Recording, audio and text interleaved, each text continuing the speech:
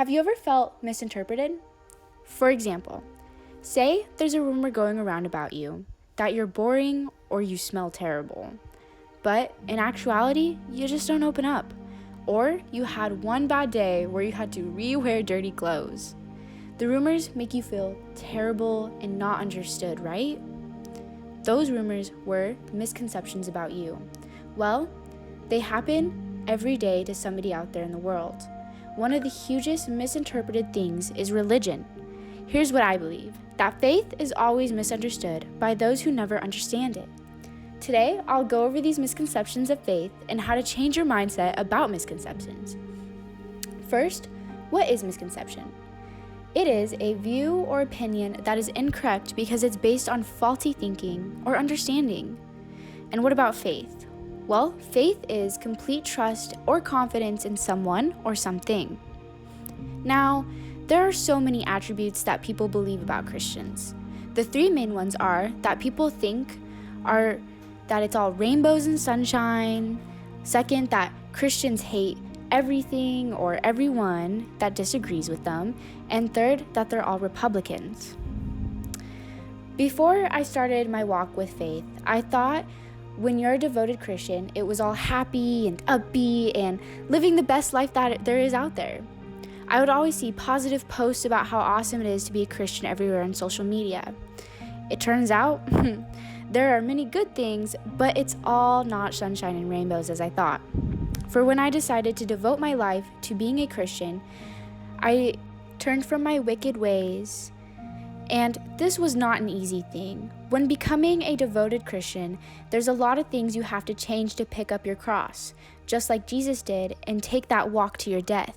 Meaning, taking account of the sins you have committed and repenting for them, asking for forgiveness, and trying not to commit those sins again. It's basically like killing your old self or the you that you are now, but it's hard. Imagine trying not to ever lie again. I struggle every day. Temptation surrounds me everywhere, and let's just say I'm not good at breaking habits. I have many crying sessions where I pour out my heart to God, asking Him to help me become better, for I struggle so much with battling temptations. It's heart-wrenching and soul-crushing at some points, but the reward in the end, it's worthwhile. As an example, imagine trying not to pick up your phone for the rest of your life, but it's sitting right next to your bed, taunting you every time you wake up, eat, go to bed. It's always there. Some of you might even give in. Also, faith is not about hating everyone or everything. It even states in the Bible that Christians' most sacred text that, beloved, if God so loved us, we ought also to love one another. There are, though, Christian groups that spread hate. For example, Peter Tatchell, a prominent British LGBTIQ rights campaigner, said U.S. evangelicals funded by secret donors are exporting homophobia around the world. This Christian imperialism is menacing the well-being and human rights of millions of LGBT plus people. These people are obviously either not reading their Bible or also misinterpreting the message the Bible speaks about, because Christians are supposed to love everyone, even if they disagree with them or are enemies. That is where this misconception of Christian being haters comes from. People or groups like this who have it all wrong and go by their own agenda. This generalization that if one of them is spouting hate, then all of them do. On the other hand, there are Christians out there that spread love instead. One of the things Christians disagree with is abortion, and on April 5th, 2020, David Benham and 3 other pastors were arrested outside of an abortion clinic. They were not protesting or bashing the woman, but offering prayers and counseling through a difficult time. Multiple other groups like this spread love no matter the circumstance, which you are supposed to do according to the Bible. Lastly but not least, we have the generalization that all Republicans are Christians and only affiliate with one party. At one point in my life, I even assumed this because the things that Republicans stand for usually match up with Christian values, such as being pro-life. I just thought that if you were a Christian, it was a given fact that you were a Republican, but this is not the truth.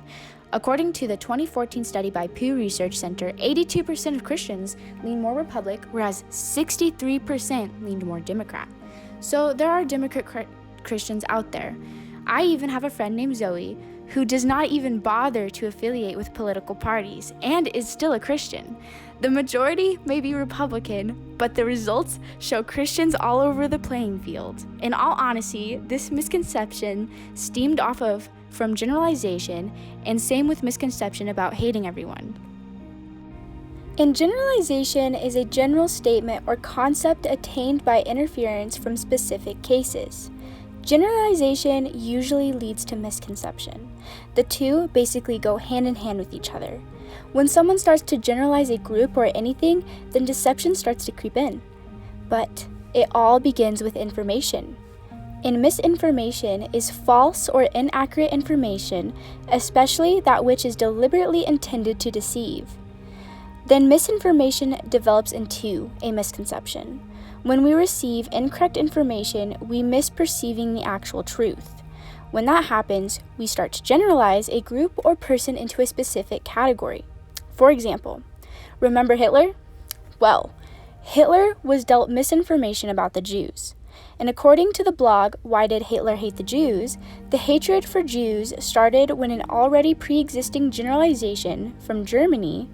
Well, the blog states that Jews in Europe had been victims of discrimination and persecution since the Middle Ages, often for religious reasons as well.